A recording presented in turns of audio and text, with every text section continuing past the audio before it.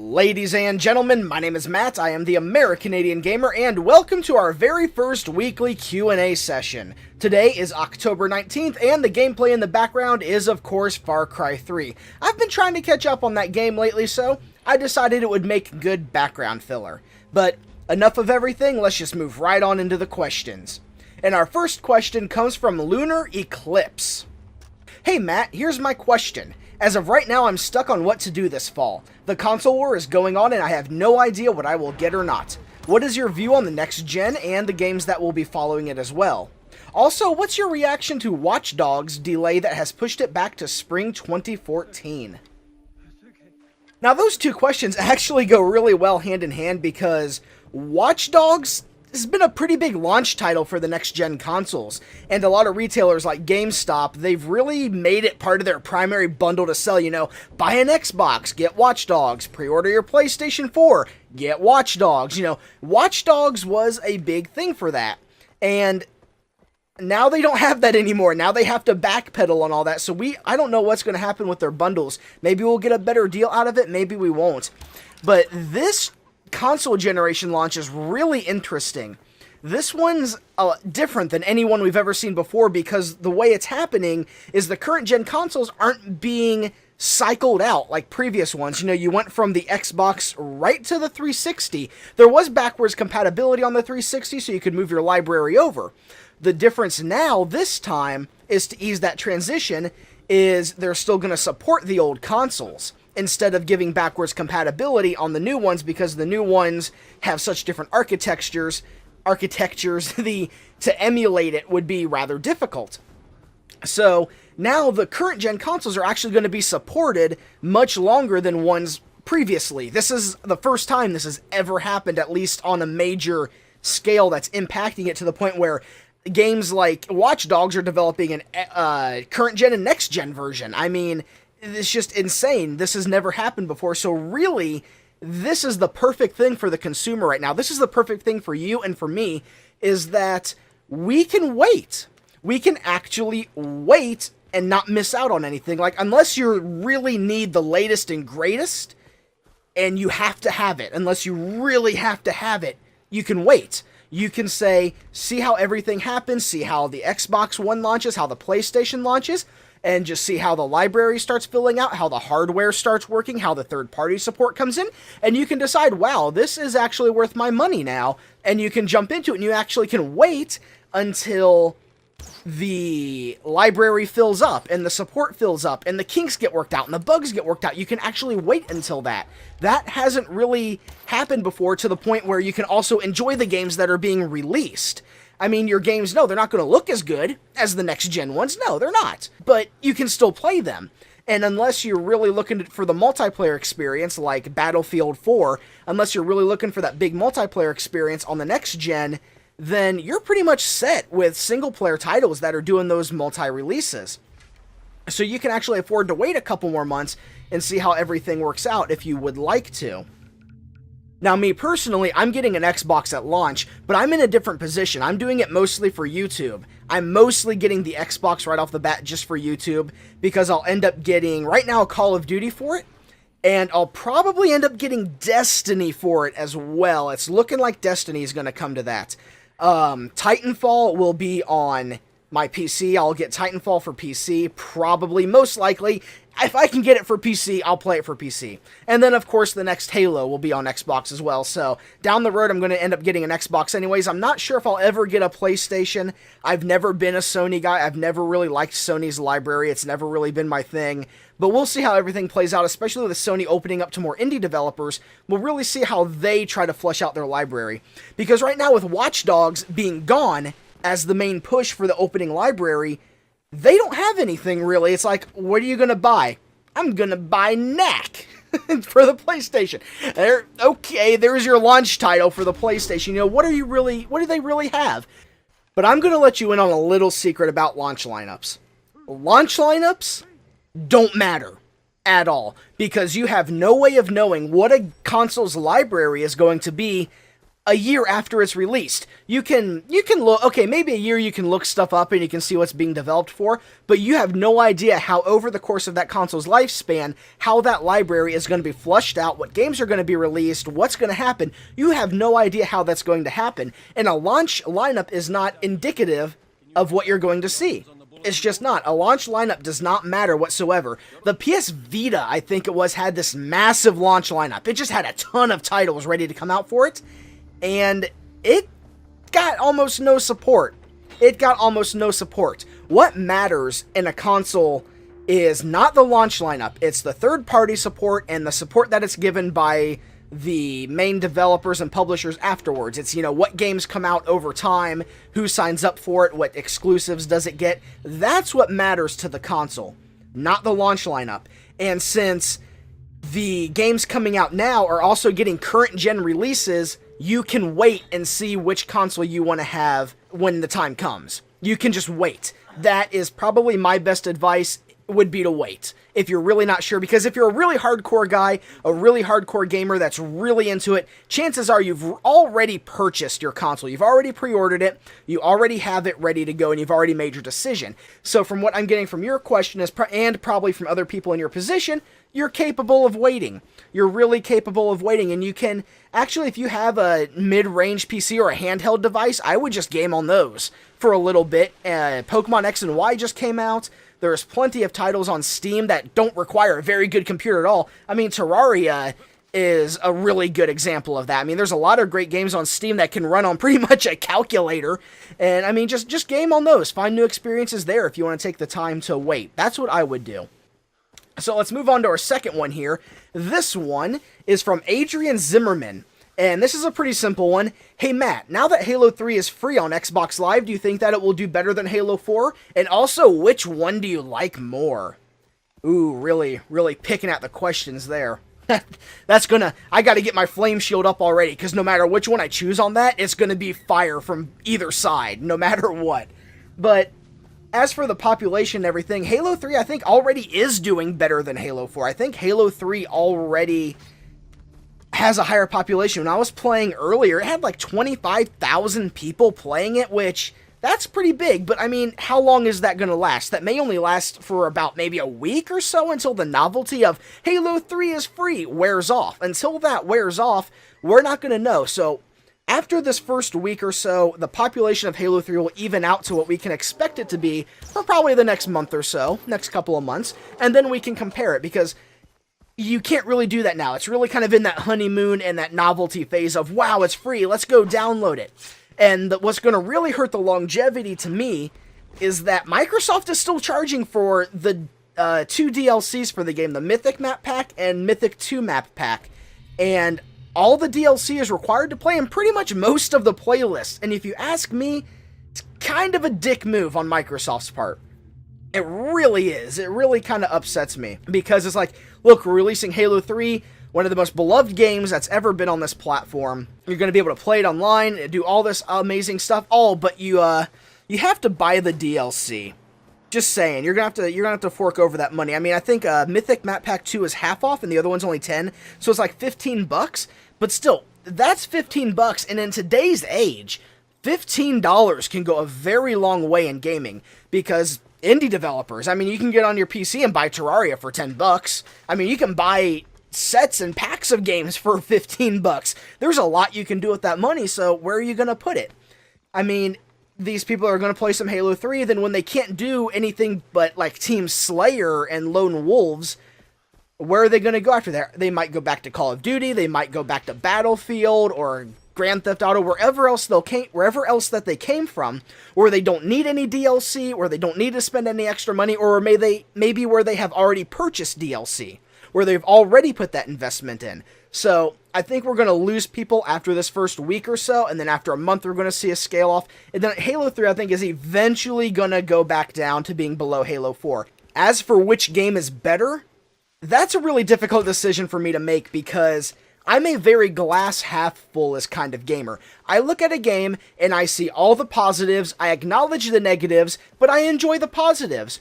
One of my favorite games of all time is Dark Messiah of Might and Magic. It's a first-person kind of RPG think of it like a very linear Skyrim. That's the best way to think of Dark Messiah. It's a very linear Skyrim. You go from one stage to the other, and as you complete objectives, you get skill points to level up your character's skills. You don't actually level up, you just spend skill points that let you do various things, like throw fireballs, for instance.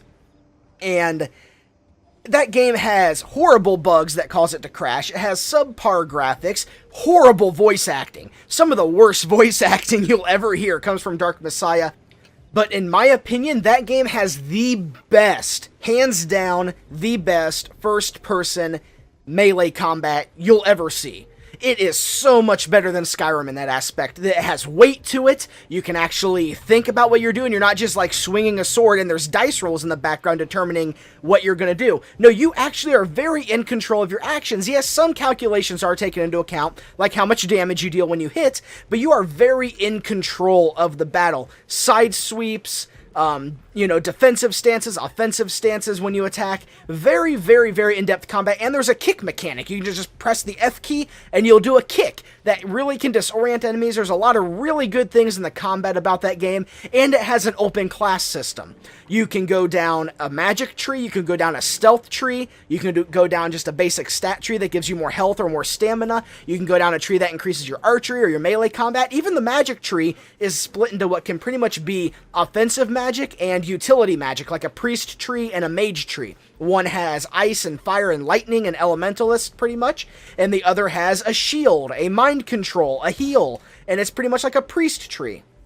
And that is just a really good aspect of the game that makes me love it, and I really overlook a lot of the flaws in games to enjoy the things that I really like about the games. It doesn't mean I don't notice the flaws. I acknowledge that the flaws are there, but I'm very glasses half full and I enjoy the parts that I like. So it's very hard for me to choose which game I really like more, because both Halo 3 and Halo 4 have things about them that I really enjoy. And for Halo 3, it would have to be how polished it is. Halo 3 is it's a very good looking game. It's really held up over time. Its aesthetic is great. They have lots of great colors, lots of great maps, a really good design to it. They had their design down perfect, and I think that is really just one of its best benefits, is just how good it looks. It also is very polished in the sense that its mechanics are very balanced, because it's building off of Halo 2. It comes right from Halo 2, and it takes everything that they had in Halo 2 and just kind of rebalances it and tweaks it and says, okay, now it's a lot better because it's pretty much third time's a charm. You had Halo 1, that turned into Halo 2, and now you have Halo 3. And it's like third time's a charm, we got everything right. The weapons feel good, everything feels good, and it feels balanced. That's really something that I think Halo 4 doesn't feel a lot of times as balanced. Halo 4 has a little bit more of the slot machine effect that Call of Duty has because of the loadout and the ordnance. But Halo 4 has something important to me that Halo 3 doesn't have. Speed. Halo 4 is such a faster and such a more visceral game. And I mean, I'm a Quake player, I love Unreal Tournament, I love Tribes, I love going fast. There's a reason the Scout in Team Fortress 2 is my favorite class, because you move the fastest and you can double jump. I love that mobility, and that's something I really adore in shooters. I don't know if that's just a PC thing, and it's one of the main reasons I'm really excited for Titanfall, but that's how I am. So really being able to sprint and have that increased base movement speed in Halo 4 is really nice to me. I really like that. Halo 4 just has a nice pace to it. Right now, I'm going to have to give a slight edge in my personal preference to Halo 4 because pacing is so important to me, and I really love that faster paced experience. That's something that I really, really, really enjoy.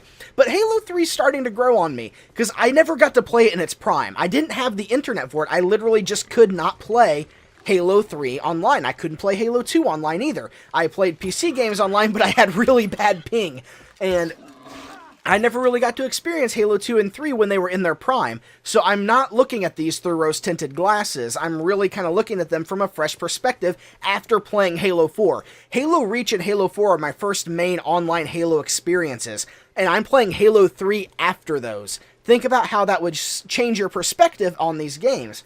And there's a lot of things in Halo 3 that are starting to grow on me. One, there's the brute weapons. I love and adore brute weapons because they have such a nice aesthetic to them. That kind of tribal, primal, bayonet-filled style to them that just, it's just awesome. I love it. It's like testosterone in your hands. I don't know, there's just something about it that I just adore brute weaponry so much, and I really hope we see some of those in Halo 5. I would love to see return of brute weaponry. Maybe not the Jiralhanai, maybe the brutes can stay back, but the brute weapons at least, I would love to see a return of those. And over time, maybe Halo 3 will start to overshadow Halo 4 for me in terms of which one I like more, but right now it's definitely Halo 4. I'm going to have to give the edge to that one. So I got my flame shield up. I'm ready for those comments. Bring them on. And let's move on to our last question, which comes from Drew. What do you think of Pokemon X and Y? Really, the only thing that I can think about Pokemon X and Y is that I want it really bad. I don't have a 3DS, I don't even have a 2DS, and I'm kind of broke right now, so I can't afford to get the game as much as I want it, because everyone that I've talked to that's played it since Gen 1 like I have, has said it has made me fall in love with the game all over again. Everyone's said just such great things about it, because I've been playing it from Gen 1. The only generation I didn't play was Generation 4. I didn't play Diamond, Pearl, and Platinum. I played up through Ruby and Sapphire, and then I skipped a generation, and then when I got a DS, when I moved up here to, with my wife, I was able to play Pokemon Black, and I played through Pokemon Black. I didn't play through Black 2, but I did play through Pokemon Black. And I'm really wanting to try X and Y because it looks like there's so many good little things in it. Granted, it does look like the same Pokemon formula over and over again with a few tweaks, but there's just so many cool little things I want to see in it. And now you can actually EV train your Pokemon just right out of the gate with the Pokemon Trainer, the Super Trainer I think it's called if I remember correctly. And that's so cool because I love competitive Pokemon. I love the competitive metagame of Pokemon, and being able to actually see your EV stats as you train it is something that really excites me because I love building teams. I love building up Pokemon teams so much. It's one of my favorite things to do. In fact, there's an app I use a lot, wow. I actually call it an app. It's a downloaded little game called Pokemon Online that you can use to build and battle a team online with. It's free, you can go download it. It's not updated for X and Y, I don't think yet, because they don't have all the the EVs worked out, the maximum stats for all the new Pokemon yet, but it's really fun, and it's something I really suggest doing, because you can build all sorts of teams. It's all broken into tiers. You have the overused, underused, never used, and rarely used tiers all in there, the Uber tier, and there's a Clear Skies tier. There's all sorts of neat stuff in that. And to be able to just build the team right out of the gate with X and Y and see the stats as you breed them and everything, that's just something that would be really cool for me, and I really want to see it from a competitive perspective. I really could care less about the single player in the story and beating the game itself. I'm definitely more of a competitive player, and a lot of stuff in X and Y gets me excited on that aspect. And I really think there's a lot of good little things they do, but I do still think it is a lot of more of the same, which, don't get me wrong, that's good. I mean, they're very good at what they do. The Pokemon Company is very good at making Pokemon, and they do it very well. I wouldn't give it a 9 or 10 out of 10 because it's not exactly a big revolution. Okay, they moved to 3D, really, like true 3D, and you have diagonal movement, but really, not a whole lot has changed when you really start breaking it apart. When you really start breaking it apart, not as much has changed as people like to think it has. But that's good, because if you change Pokemon too much, it'll cease to be Pokemon. And Pokemon has just kind of refined itself over the years. And refined itself and refined itself and refined itself. It doesn't change. That's the thing. And that's just how it is. It doesn't change. And this one doesn't change at all. So really not that much has really been changed. How many times can I say change in a 30-second period? But it does look like it's a lot of fun, and I really want to get it because I can get Squirtle again, and Bulbasaur. I love those two. Charmander can go wait in the corner. I'm really more of a Squirtle and Bulbasaur person. Really definitely more into that. So Pokemon X and Y is a game that does get me excited. I want to play it so bad, but I can't. Yep. That's how I feel about it. So, there you have it, our very first weekly Q&A session. Yes, I am going to be doing these weekly. And if you have a question that you would like to see me discuss on this show, just send me an email at ACQuestions@yahoo.com. ACQuestions@yahoo.com. Send me an email with your question, and maybe it'll get on here, maybe it won't. I go through and I'll sort them out, and I'll pick out the one I want to answer, and I'll talk about it. So, as always, ladies and gentlemen, thank you so much for watching. My name is Matt, and I'll see you next time.